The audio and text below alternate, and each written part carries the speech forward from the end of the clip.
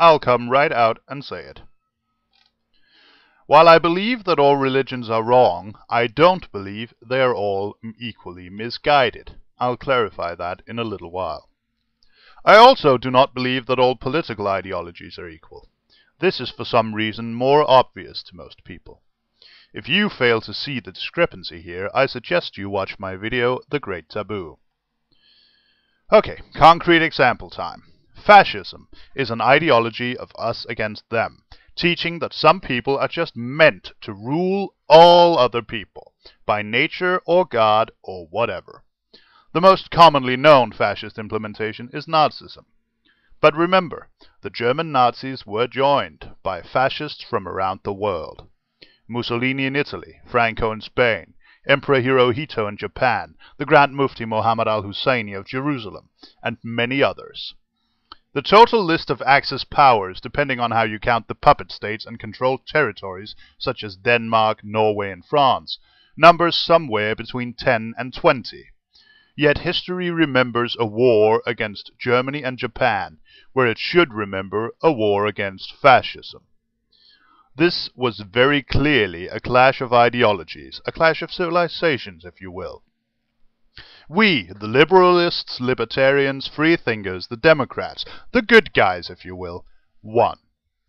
But we have to remember something that happened before that time, so that we can learn from history and not be forced to repeat its mistakes.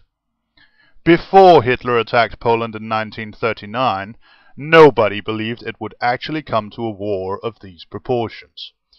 Winston Churchill, who warned the British public what was coming, who saw the danger, was viewed as an extremist, which indeed he was in so many ways.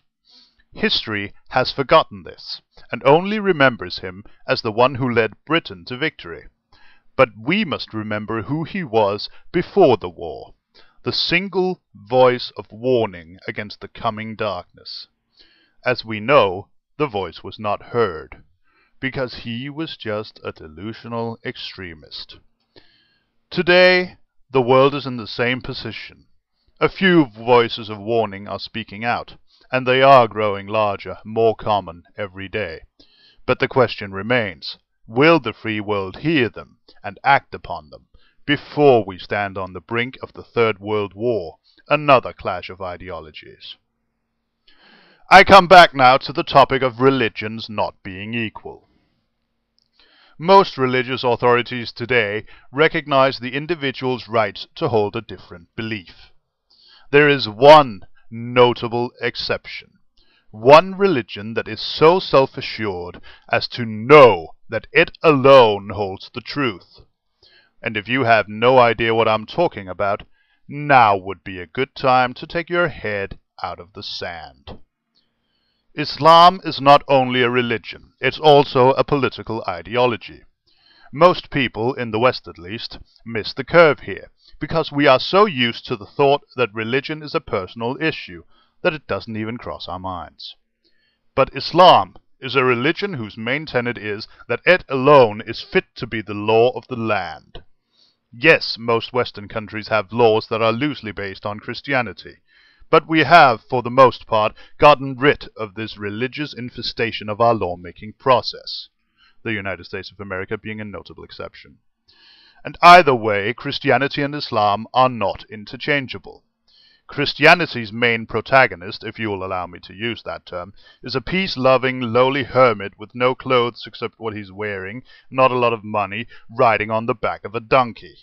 Islam's prophet was a political leader, a warrior priest, who used his army to spread his religion from Medina, where he gained control, to Mecca, and from there to the rest of the Arabian Peninsula. Over 300 years ago, these two religions fought their last major battle at Vienna in the middle of Europe on the 11th and 12th of September 1683.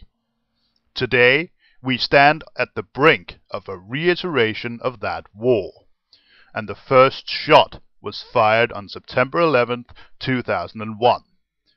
The enemy this time is not fascism, it's Islamofascism. Out of a religion of over 1 billion people, more than half throughout the world believe the attack on the World Trade Center was justified. If even half of these are willing and able to fight for their beliefs, we are facing an army larger than any other on the face of the earth. And most Western liberals, including until recently me, are burying their heads in the sand, claiming that this is not a clash of civilizations, this is not a war of religion. Every world leader of every major Western power is saying this, in the face of overpowering evidence. No matter how misguided you consider the beliefs of these religious fanatics to be, no matter how many peaceful Muslims go out and say these are not real Muslims, they're still out there, growing in number every day. Their numbers are growing at a rate of 2 to 1 compared to Westerners, simply on the basis of childbirth ratios. And this time, some of them have infiltrated us and are attacking us from within. The hijackers of September 11th trained in flight school in the US. The bombers of 7/7 in London were citizens of Britain. I believe that most Muslims in Western countries do not want this war.